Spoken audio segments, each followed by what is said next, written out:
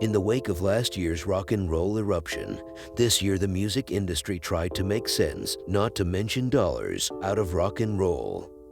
A January Billboard cover story warned that the trade had to revise or abandon the old boundary lines.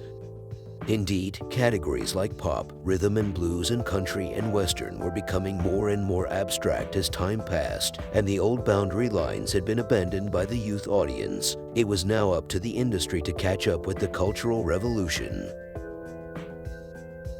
By the winter of 1957, the top two songs on the pop, R&B and country and western charts were identical. Elvis Presley's All Shook Up and the Everly Brothers' Wake Up Little Susie. The number 3 through number 6 songs on the pop and R&B charts were also the same.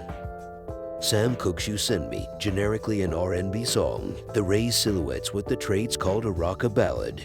A slow doo-wop tune with a big beat. Ricky Nelson's Bebop Baby, which was teen idol rockabilly pop, and Jimmy Rogers' Honeycomb, which was country pop.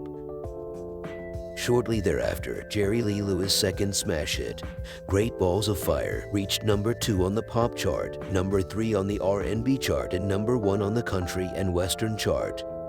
But was Great Balls of Fire a pop song even though it was popular? Was it R&B? Was it country?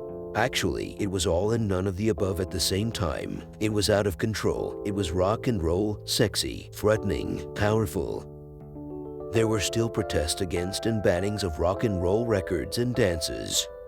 Elvis Presley's Christmas album stirred up a particularly vehement controversy. One disc jockey was fired for violating his station's ban on playing Elvis' version of White Christmas. The station owner who fired him explained, "Playing Presley's version of that song is like having a stripper give my kids Christmas gifts." But by this time, rock and roll TV shows, in the form of DJ-hosted record hops, began to take over the airwaves, beginning with the first national broadcast of the Philadelphia-based American Bandstand in August.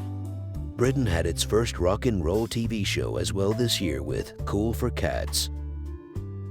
In April, DJ Alan Freed, one of the men most often vilified as a popularizer of rock and roll, proved that rock and roll had a social conscience by hosting a 48-hour radio telethon for the National Arthritis and Rheumatism Foundation.